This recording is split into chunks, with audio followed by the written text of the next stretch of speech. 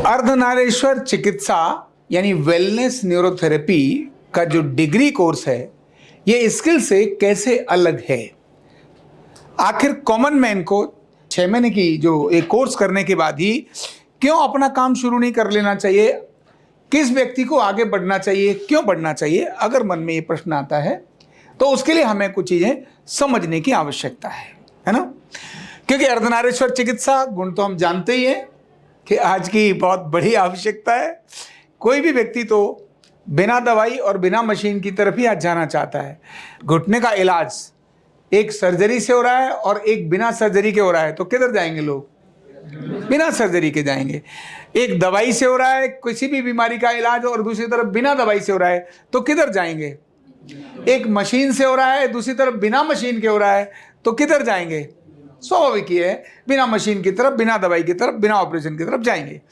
और यह अर्धनारीश्वर चिकित्सा यह बिना दवाई, बिना मशीन और बिना किसी साइड इफेक्ट के और टेम्परेरी नहीं परमानेंट रिलीफ का विज्ञान है, जिसके बारे में हम सबको पता है। और आज ये कॉमन व्यक्ति की आवश्यकता भी है ना, हर व्यक्ति, और देश की आवश्यकता भी है, क्योंकि देश भी अपना करोड़ों करोड़ खर्चा मशीनों और दवाइयों से बचाना चाहता है। तो इस विज्ञान से वो दवाई बच जाएगी। तो मैं अभी कह रहा हूं कि 6 महीने का ही अगर कोर्स बहुत अच्छा है तो व्यक्ति को 4.5 साल की डिग्री क्यों करनी चाहिए। तो वो समझना कि जो 6 महीने में पढ़ाया जा सकता है वो सिर्फ 6 ही महीने बताया जा सकता है, वो 4 साल वाला कोर्स वो 6 महीने में बताया नहीं जा सकता। तब यहां हम बात करते हैं आगे। आखिर BWNS कोर्स और इस कोर्स का जो ऑफर हमने जो दिया है, ये हमने दिया है स्किल डेवलपमेंट का कोर्स भी इसके साथ हम पहले दे देंगे, जिससे व्यक्ति 6 महीने की अपनी पढ़ाई के बाद अर्निंग शुरू कर दे। अगर मैं बोलूं तो केवल यूनिवर्सिटी के पहले साल की फीस जमा करके व्यक्ति दोबारा कभी घर से मांगने की प्रक्रिया में न आए, ये इस प्रकार की चीजें होंगी। यानी उसके अंदर ये सीखते ही व्यक्ति अपना काम शुरू कर देगा। 6 महीने के बाद जब काम शुरू कर देगा तो ऑटोमेटिकली डिग्री की पढ़ाई के लिए फीस उसमें से निकालता ही रहेगा। एक गरीब से गरीब व्यक्ति भी इस कोर्स को कर पाए, इसीलिए ये ऐसा ऑफर रखा। अब अपने को समझ में आएगा कि आखिर स्किल में और डिग्री में अंतर क्या है। जिसने स्किल कर ली उसको डिग्री करने की जरूरत क्या है? भाई वो तो जानता है, बीमारियां तो सारी ठीक कर ही लेता है। हमने ही सिखाया है और हमने ही उसको कहा है कि भाई तुम सारी बीमारियों का इलाज कर सकते हो। तो फिर डिग्री में क्यों जाए? 6 महीना पर्याप्त नहीं उसके लिए? अब जीवन का अनुभव उसको सिखाएगा? नहीं। ध्यान रखना, स्किल, नॉलेज और एटीट्यूड, ये तीनों बहुत जरूरी है। और स्किल, नॉलेज हमेशा अपडेट और अपग्रेड होती रहनी चाहिए। अपडेट और अपग्रेड जिसकी भी होती रहेगी वो व्यक्ति एग्जिस्ट करेगा, और जिसको अपडेट नहीं करेगा तो बिल्कुल वैसे ही चला जाएगा। जैसे बहुत सारे ब्रांड हमने देखे हैं, धूम मचा कर आए थे। नोकिया भी आया था, आज नोकिया मार्केट में नजर नहीं आता। एप्पल है, क्योंकि एप्पल हर साल अपने को अपडेट और अपग्रेड करता है। महंगा ब्रांड लेने के बाद भी अगले साल व्यक्ति उसका फिर से ब्रांड लेता है, नया सेट खरीदता है। क्यों? क्योंकि उसके अंदर अपडेट और अपग्रेड हो रहा है। वो वर्जन जो वहां नहीं है अगले वाले वो मिलता है। तो हमेशा हर व्यक्ति को जरूरी है अपडेट और अपग्रेड होना। ऐसे नहीं सारे ब्रांड हैं जो ट्रेडिशनल वही चल रहे थे, आज वो कहीं एग्जिस्ट नहीं करते। जो आगे बढ़ते हैं वो अनुसंधान करते हैं, रिसर्च करते हैं, नीड समझते हैं, उसी प्रकार की चीजों को विकसित करते हैं, वो आगे फॉरएवर चलते हैं। अब क्या है, ये थोड़ा अपने को समझने की आवश्यकता है कि आखिर कौन कौन सी ऐसी चीजें हैं जिनको हम डिग्री में, आपको जिसकी जरूरत है। भाई एनाटॉमी फिजियोलॉजी है, आपको आनी चाहिए। और एनाटॉमी फिजियोलॉजी मतलब एक अच्छी डिटेल से आनी चाहिए, छोटी सी नहीं आनी चाहिए। ये मैंने बहुत सारी पुस्तकें यहाँ लेकर आया हूँ साथ में, जिससे ध्यान में आए। यानी ये जो पुस्तक हैं, ये पुस्तक इसी का पार्ट है, ये जिनकी मैं दिखा रहा हूँ अभी। उसमें human anatomy, human physiology, human microbiology और बायोकेमिस्ट्री, ऐसी पुस्तकें आरोग्यपीठ ने जो डेवलप की हैं। इन पुस्तकों में डायरेक्ट उतना सिखाया है जिनके माध्यम से आप न्यूरोथेरेपी के लिए जो उपयोगी हो। जो उपयोगी है, सर्जरी के लिए नहीं, पर बिना सर्जरी के आपको उपयोगी हो, ऐसा एक क्रम हमने सिखाया है। फिर प्रिंसिपल ऑफ अर्धनारीश्वर चिकित्सा, ये तो आपको कहीं भी मिल जाएगी, इंटरनेट पर भी सर्च कर लो तो भी मिल जाएगी, अन्य सारी वीडियो देखोगे तो भी मिल जाएगी। लेकिन कस्टमाइज एनाटॉमी फिजियोलॉजी हमने आपके साथ दी है। आपको एक एज ए न्यूरोथेरेपिस्ट आपको कौन कौन सी चीजें जरूरी हैं आपको आनी चाहिए, वो हमने यहां दी है। इसी प्रकार प्रिंसिपल ऑफ अर्धनारीश्वर चिकित्सा, जब आपको प्रिंसिपल ही नहीं पता, जिस काम को कर रहे हो उसका आधार ही नहीं पता, ये विज्ञान जाना किधर है, तब आप हिल जाओगे। क्योंकि आधारभूत चीजें बहुत जरूरी हैं। उसके लिए आरोग्य पीठ ने ये पुस्तकें विकसित किए हैं जो न्यूरोथेरेपी अर्धनारीश्वर चिकित्सा पर उसके प्रिंसिपल को बताती हैं। अर्धनारीश्वर चिकित्सा क्या है, आखिर जिस विज्ञान को आप कर रहे हो वो विज्ञान के लिए एनाटॉमी फिजियोलॉजी इतना सब कुछ क्यों पढ़ना जरूरी है, ये कैसे उसमें अपना रोल प्ले करेगी, ये इसके लिए ये हमने आपको जानकारी ऐसी दी है। फिर फिजिकल एंड केमिकल पॉइंट्स, उनके फॉर्मूला और उनके लॉजिक, जिस पॉइंट्स को आप दे रहे हो वो क्यों दे रहे हो वो पता तो चले। ठोके जाना ठोके जाना ठोके जाना, तूने ये दिया मैंने ये दे दिया, तूने ये दिया मैंने दे दिया, यह सिर्फ इतना करने से कुछ तो रिजल्ट ले आओगे लेकिन बहुत कुछ नहीं ला पाओगे। इसीलिए उसका लॉजिक चाहिए। और आज हर बालक लॉजिक मांगता है। तुलसी को भी पानी अगर देना है तो क्यों देना है भाई, पीपल को अगर पूजा करनी है तो क्यों करनी है, लॉजिक मांगता है बालक आज कि बेटा इसको इसीलिए लगाना है क्योंकि 24 घंटे ऑक्सीजन देता है, और तुलसी इसीलिए लगाना है क्योंकि दुनिया में जो बड़ी बड़ी औषधियां जो बन रही हैं वो तुलसी से बन रही हैं, और तुलसी तुम्हारे घर में, मतलब बिना लॉजिक आप खड़े होकर पानी क्यों पीना चाहिए ये भी अगर बताएंगे तो बालक कहेगा क्या कहते हो पापा, कैसी बात करते हो। जब उसको बताओगे खड़े होकर पानी पीने से पानी हमारी इंटरिक मूवमेंट को डिस्टर्ब कर देता है, फास्ट कर देता है, और वो डाइजेशन के लिए ठीक नहीं है, इसीलिए बैठकर पानी पीना चाहिए, तो बालक पिएगा। आप जब N3 पॉइंट देने से क्या होता है, N2 पॉइंट देने से क्या होता है, RTPT देने से क्या होता है, कब किसको देना कब किसको नहीं देना। जिस हम 4PT से चक्कर ठीक करते थे, किससे, आज वही 4PT देने से व्यक्ति के चक्कर बढ़ गए। और जब उसको हियरिंग पॉइंट दिया, कानों को हमने ऐसे हल्की घिसाई दी, उसके बाद उसके चक्कर एकदम डाउन हो गए। अगर आपको लॉजिक पता नहीं है तो आप 4PT देते रहोगे और हियरिंग पॉइंट हल्का देने से ठीक हो गए। क्यों, लॉजिक पता था इसीलिए वो काम कर गया, नहीं तो नहीं करता। तो पॉइंट्स का लॉजिक और फॉर्मूले का लॉजिक जब आपको पता होगा तब आप आगे डिटेल में रिजल्ट दे सकेंगे। तो पॉइंट्स के फॉर्मूले और लॉजिक आपको पता होना बहुत जरूरी है। अभी ध्यान रखना, अगला क्रम क्या है, human disease and wellness neurotherapy treatment part 1 part 2। अब केवल ऐसा नहीं है, ये 172 फॉर्मूले बनाए हमने। कितने फॉर्मूले बनाए, 172 फॉर्मूले हमने उसमें डेवलप किए। उन डेवलप्ड फॉर्मूलों के माध्यम से बीमारियों पर जब डील कर रहे हैं तो स्किल में आपको 300-400 बीमारियां आपको करना आ जाएंगी, ठीक, लेकिन विषय के विशेषज्ञ नहीं बन पाएंगे आप। बीमारियां तो हजारों हजार हैं, कैसे डील करोगे आप। तो उसके लिए हमने पूरी प्रॉपर बुक्स डेवलप करी हैं। अब ये जो बुक है आपको देखते ही पता चलेगा, पढ़ने में भी मजा आएगा। ये देख रहे हैं आप, ये डिजीज एंड ट्रीटमेंट पार्ट 1। तो जैसे ये पार्ट 1 है, ये किताब है जो आपको पढ़ने के साथ घर में रखनी है, जब भी जरूरत पड़े, अच्छा ये तकलीफ है, इसके अंदर तुरंत निकल जाओ भाई, अगर ये कोई बीमारी है इसके लिए क्यों होती है, कारण है, अच्छा इसमें अगर इस कंडीशन में तो ये ट्रीटमेंट देना है, इस कंडीशन में तो ये ट्रीटमेंट देना है, सारे उसके, यानी कोई एक ट्रीटमेंट, एक फार्मूला देने के लिए उसका पूरा लॉजिक बताया है। इस फार्मूले को इसीलिए देना और इसीलिए मत देना। ऐसा नहीं पाइल्स हो गए तो एक ही तरह का ट्रीटमेंट ठोक दो, नहीं।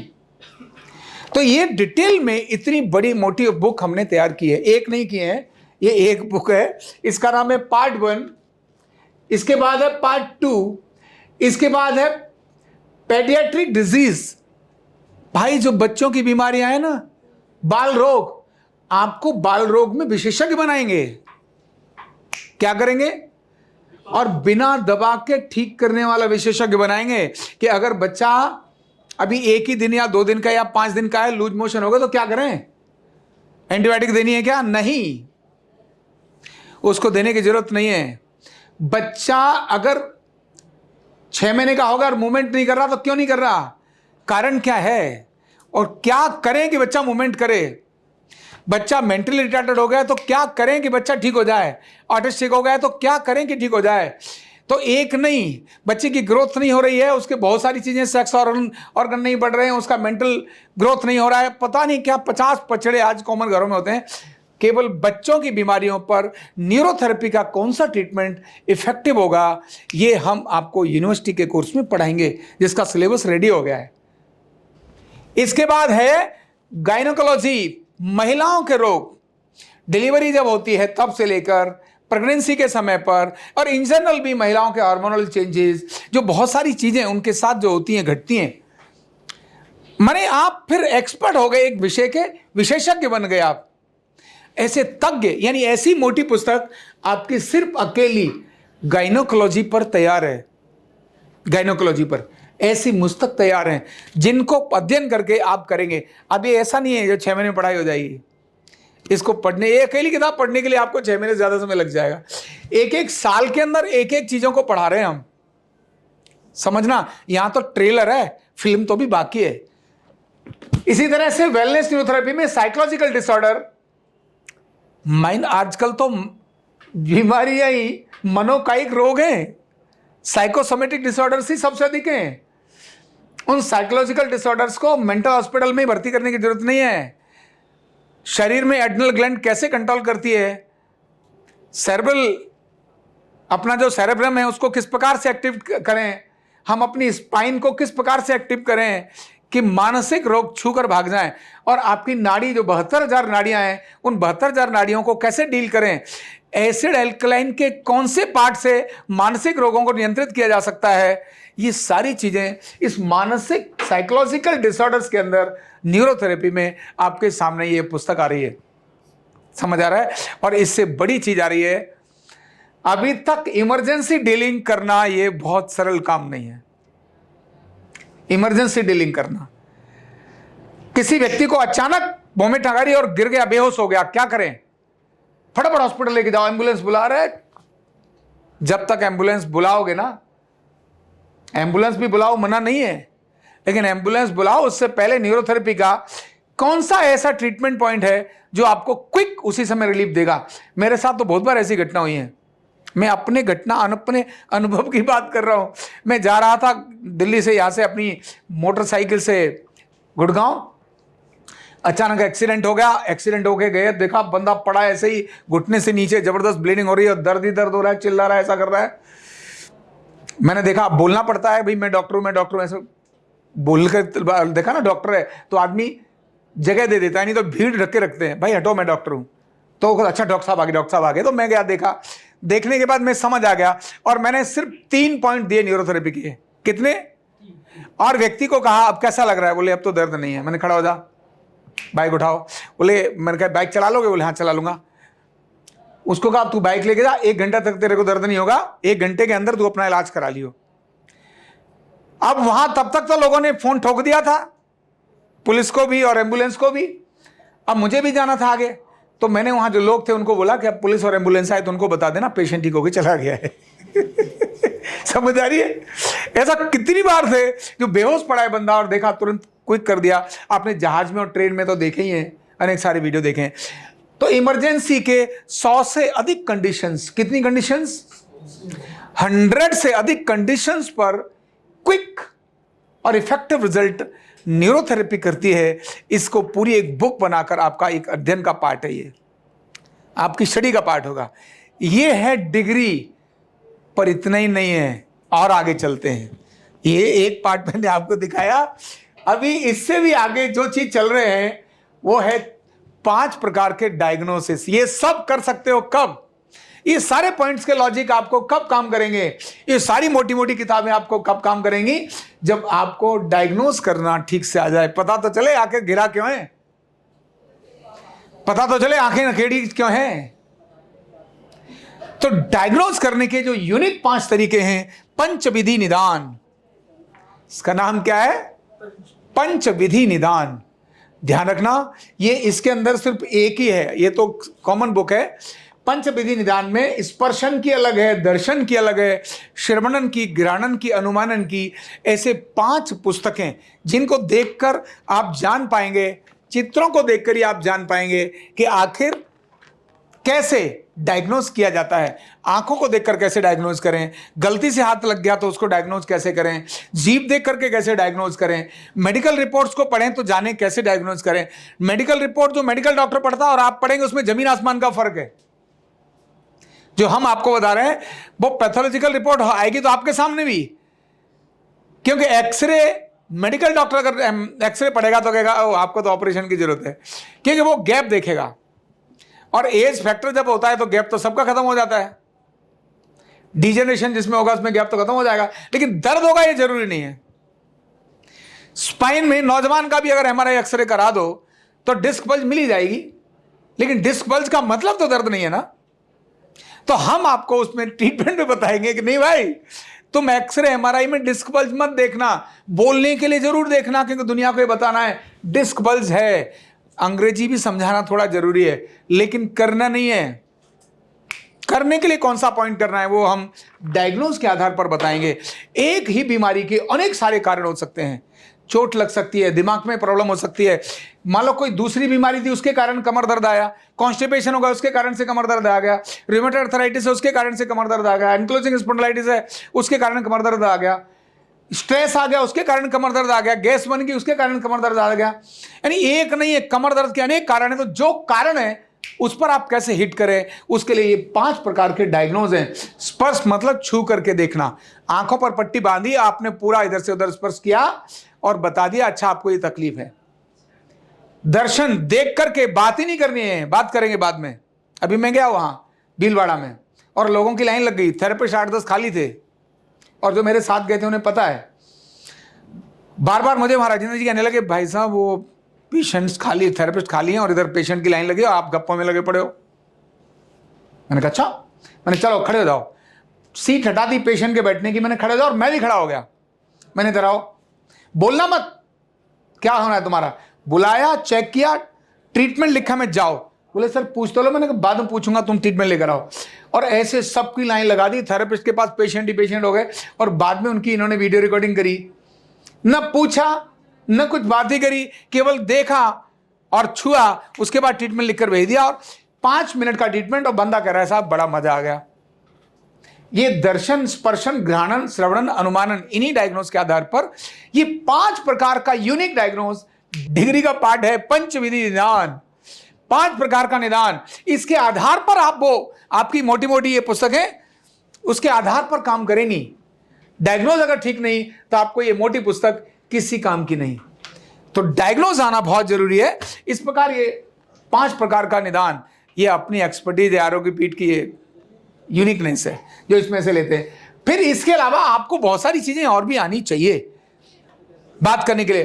तो 25 से अधिक इंटरनेशनल थेरेपीज के बारे में आपको पता चलेगा। 25 से अधिक, कायरो क्या है, कपिंग क्या है, ये थोड़ा इंट्रोडक्शन, जाना नहीं लेकिन आपको पता रहना चाहिए। कायरो क्या है, कपिंग क्या है, एरिकुलर क्या है, रेकी क्या है, सब थेरेपी के बारे में पता होना चाहिए आपको। नेचुरोपैथी क्या है, आयुर्वेद क्या है, यूनानी क्या है, सिद्धा क्या है, इन सब के बारे में आपको पता होना चाहिए, क्योंकि आप डिग्रीधारी हो। जिससे आपको पता चले कि भाई आपकी सीमाएं भी हैं ना, भाई इस चीज को मैं ठीक नहीं कर सकता, होम्योपैथ की एक मेडिसिन दे दो उससे जल्दी ठीक हो जाएगा। पता होगा तभी तो कर पाओगे। आपको नहीं ये मैं नहीं कर सकता, एक काम करो इसके लिए एलोपैथ की ये वाली गोली दे दो तो ठीक हो जाएगा। पता होना चाहिए तभी तो कर पाओगे। तो ऐसी जानकारी आपको इंटरनेशनल थेरेपीज की और ट्रीटमेंट की इसमें मिलेंगी। इसी प्रकार न्यूरोथेरेपी करने वाले व्यक्ति को कोड ऑफ कंडक्ट कुछ होता ही नहीं, ऐसा अभी तक सुना था, पर हमने नेशनल नहीं इंटरनेशनल ऑक्यूपेशनल स्टैंडर्ड्स ये डेवलप किए, उनके कोड ऑफ कंडक्ट डेवलप किए हैं। ये आरोग्य पीठ ने किए हैं कोड ऑफ कंडक्ट और occupational standards, international occupational standards, national नहीं, वो डेवलप किए हैं, जो आपको इसके अंदर पढ़ना पड़ेगा। हाइजीन और सेफ्टी मेजर्स ये भी एक उसका पार्ट है, पर इतना ही नहीं है, वो बहुत अलग चीज है, एक मानवतावादी है। फिर स्वास्थ्यप्रद और रोगी परिचर्या, मतलब क्या हो गया, आपको व्यक्ति के स्वास्थ्य के बारे में आपको टोटल जानकारी भी होनी चाहिए। स्वास्थ्यप्रद होता क्या है, दिनचर्या क्या है, ऋतुचर्या क्या है, कौन सी ऋतुएं होती हैं, किस ऋतु में क्या खाना, किस ऋतु में क्या नहीं खाना, ये सब आनी चाहिए। और इतना ही नहीं, कौन सा खाना विषम है, कौन सा खाना अक्षम है, कब कौन सा भोजन नहीं करना चाहिए, उससे क्या बीमारी होती है। इस बार बंदे को बीमारी है तो पूछा, भाई साहब आप कल क्या खा के आए थे? अच्छा हमने ये खाया था, वो ठीक है, इसके कारण ही तकलीफ है, ये ऐसा करो ठीक हो जाएगा। तो विषम भोजन और सम भोजन भी आपको आना चाहिए, आना चाहिए। तो इसीलिए स्वास्थ्यव्रत और रोगी परिचर्या मतलब एक पेशेंट के साथ डीलिंग कैसी होनी चाहिए, एक रोगी के साथ आपका व्यवहार कैसा होना चाहिए, रोगी को देखने का तरीका क्या होना चाहिए। अगर रोगी को अचानक कुछ हो गया तो आपकी जिम्मेदारी क्या बनती है, आपको अपनी सीमाएं नजर आ गई तो आपको रोगी के प्रति आपका भाव कैसा होना चाहिए। यानी रोगी की परिचर्या यानी पेशेंट केयर एक डॉक्टर को आना बहुत जरूरी है। अगर वो नहीं आएगी तो वो मानव नहीं दानव बन जाएगा। तो दानव से मानव बनाने के लिए रोगी परिचर्या बहुत जरूरी है। और इन सब के अंदर रिसर्च कैसे करना, प्रोजेक्ट कैसे बनाना, प्रोजेक्ट मतलब 4 बीमारी पर नहीं, एक्चुअल में इंटरनेशनल प्रोजेक्ट्स कैसे बनते हैं, आरोग्य पीठ ने जैसे बनाए हैं वैसे ही रिसर्च और प्रोजेक्ट आज तक भारत सरकार को यही दिए हमने बनाकर। तो रिसर्च और प्रोजेक्ट कैसे बनाना, थीसिस कैसे लिखना, आपको कल पीएचडी करनी, इसके बाद आप पीएचडी कर सकेंगे, तो पीएचडी करने के लिए थीसिस कैसे लिखा जाता है, ये सब जानकारी आपकी इस डिग्री का पार्ट होगा।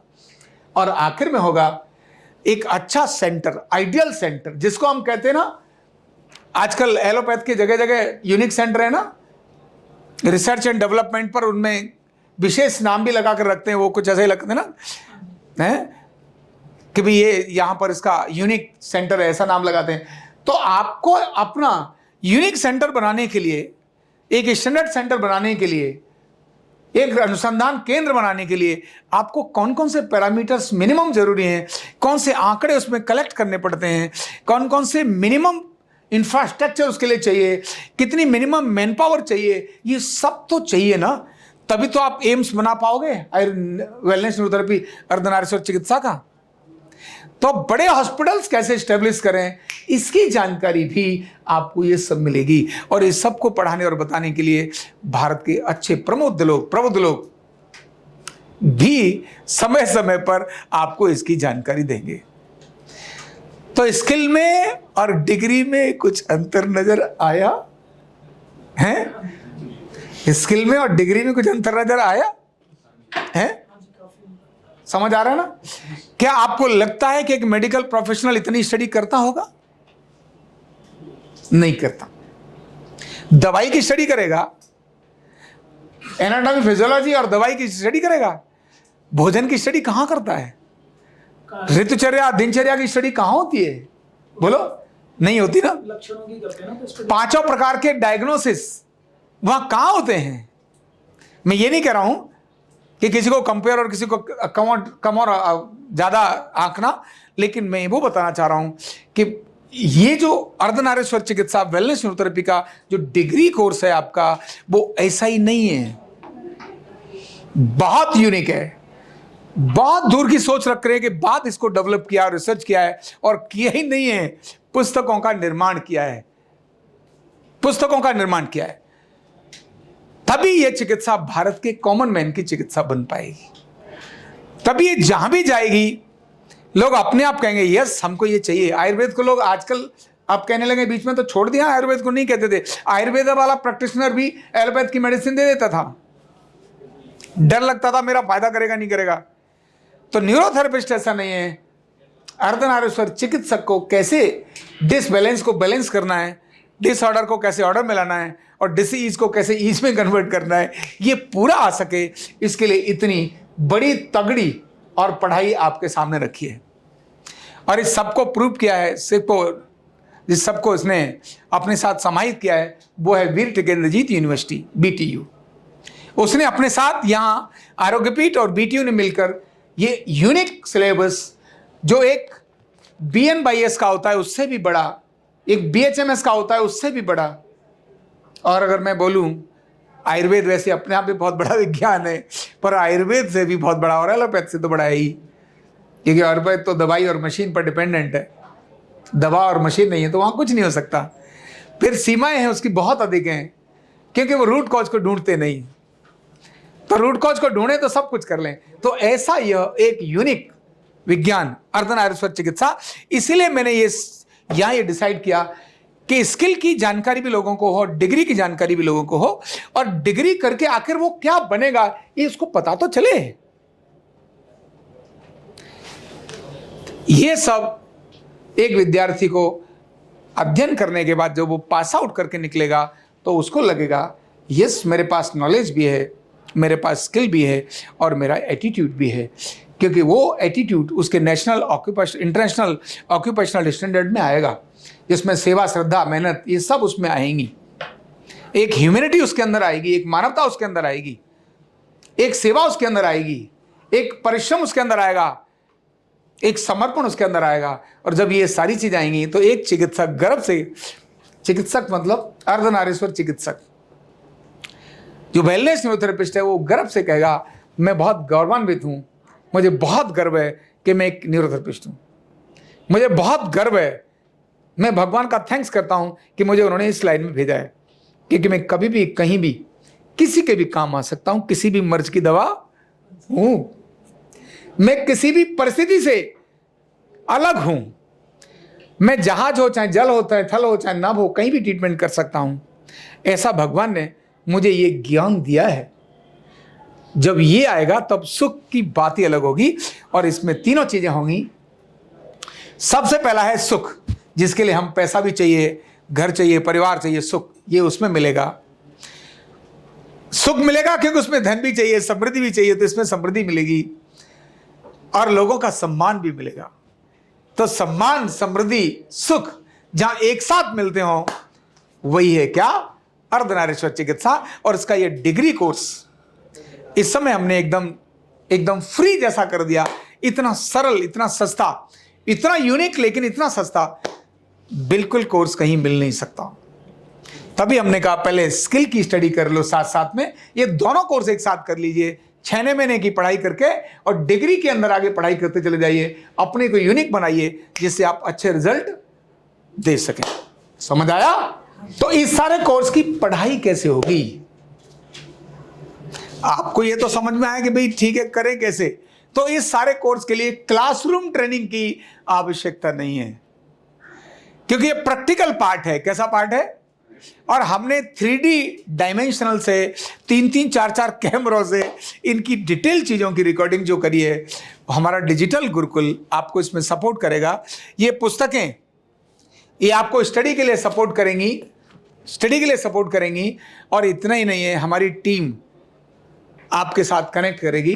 तो ऐसे लोग जो रेगुलर पढ़ना, जिनको आगे अपना कोर्स बनाना, इसमें करियर बनाना चाहते हैं, आवश्यक नहीं कि वो आकर यहीं स्टडी करें, वो कहीं से भी रहकर डिजिटल लर्निंग कर सकते हैं, अपने मोबाइल से ही लर्निंग कर सकते हैं, अपने लैपटॉप से लर्निंग कर सकते हैं। उसके लिए यहाँ आना आवश्यक, हाँ आने की जरूरत पड़ेगी जब एग्ज़ाम होगा, या जब हम यहाँ उनका प्रैक्टिकल एग्ज़ाम लेंगे।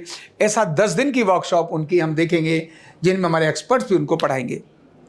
लेकिन बहुत सारी चीज़ें कोरोना के बाद ऑनलाइन हो गई, तो ऑनलाइन के कारण अपना भी क्रम, यह ऑनलाइन का प्लेटफॉर्म अधिक सशक्त और अच्छा है। एजुकेशन क्या जरूरी है?